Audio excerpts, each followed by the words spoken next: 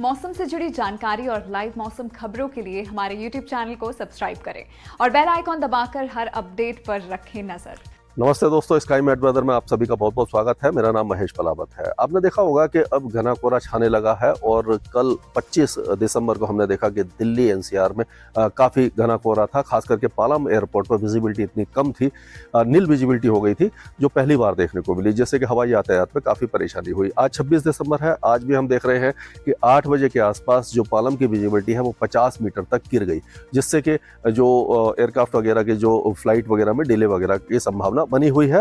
अब धीरे धीरे जैसे ही 11 बजे के आसपास फिर से विजिबिलिटी इंप्रूव होने लग जाएगी और उसी तरह से होता है कि जब जैसे जैसे धूप निकलती है, क्योंकि डेप्थ जो कोहरे की है बहुत ज़्यादा नहीं है। अगर वो 300-400 मीटर तक की डेप्थ होती है तब क्या होता है कि सूरज निकलने के बाद भी कोहरा घना रहता है और उससे तापमान गिर जाते हैं, सर्दी का एहसास होता है।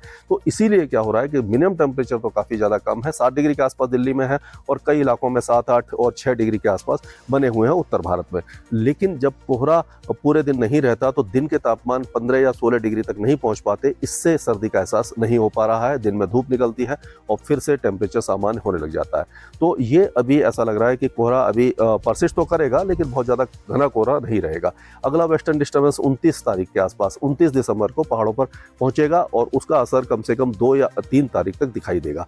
जब 2 या 3 तारीख तक यानी कि नए साल की शुरुआत में जब पहाड़ों पर स्नोफॉल होने की संभावना नजर आ रही है, हालांकि बहुत भारी स्नोफॉल नहीं होगा लेकिन कई इलाकों में अच्छा स्नोफॉल हो सकता है, तो आप जा सकते हैं और स्नोफॉल का आनंद उठा सकते हैं।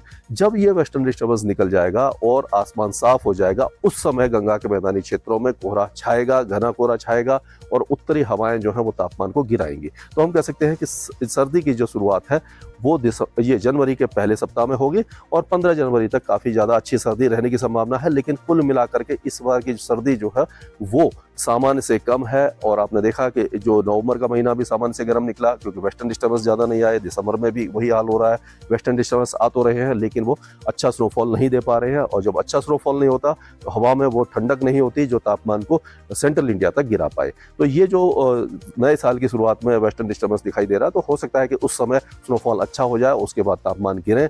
तो कुल मिलाकर के सर्दी इस बार की काफ़ी छोटी रहेगी और जो पहाड़ों पर एक तरह से सफ़ेद बर्फ की चादर बिछ जाती है वो देखने को काफ़ी कम मिलेगी, जिससे काफ़ी ज़्यादा नुकसान है। क्योंकि जब हैवी स्नोफॉल होता है तो नदियों में जो पहाड़ों से नदियाँ निकलती हैं वो उससे पानी काफ़ी ज़्यादा आता है और उससे जो मैदानी क्षेत्र है उनको भी काफ़ी ज़्यादा फायदा होता है और जो वहाँ की जो फसलें हैं वो भी इस पर निर्भर करती है। अगर स्नोफॉल ज़्यादा होता है तो उनको भी काफ़ी फायदा होता है। तो खैर ये आगे की बात है कि अब ये क्लाइमेट चेंज है, इसका जो जिम्मेदार हैं हम सब ही हैं और वातावरण जो हमने बर्बाद किया है हमारी हरकतों के कारण ही हो रहा है कि ग्लोबल वार्मिंग और क्लाइमेट चेंज का असर अब साफ दिखाई देने लगा है। लेकिन अब एक नया वेदर सिस्टम आपको दिखाई देगा, एक ट्रफ बन रही है। एक तो वेस्टर्न डिस्टर्बेंस आएगा, उस समय ईस्टर्ली लोअर लेवल जो ईस्टर्ली विंड होगी उसके प्रभाव से मध्य भारत में बारिश की संभावना 1 और 2 तारीख को, 31 तारीख से ही आप कह सकते हैं शुरू हो जाएगी। 31 और 1 तारीख को जो बारिश होगी वो आपको दिखाई देगी राजस्थान के कुछ इलाकों में, पूर्वी राजस्थान में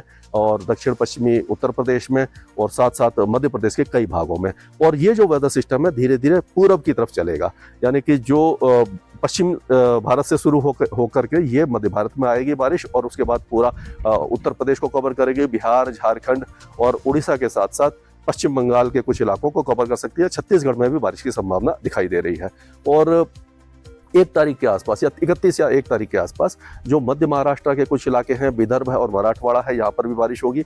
या हम कह सकते हैं कि नासिक, पुणे, इन इलाकों को हल्की बारिश मिल सकती है। नागपुर, अकोला, अमरावती, वाशिम, भंडारा इस इलाके में भी बारिश की संभावना दिखाई दे रही है।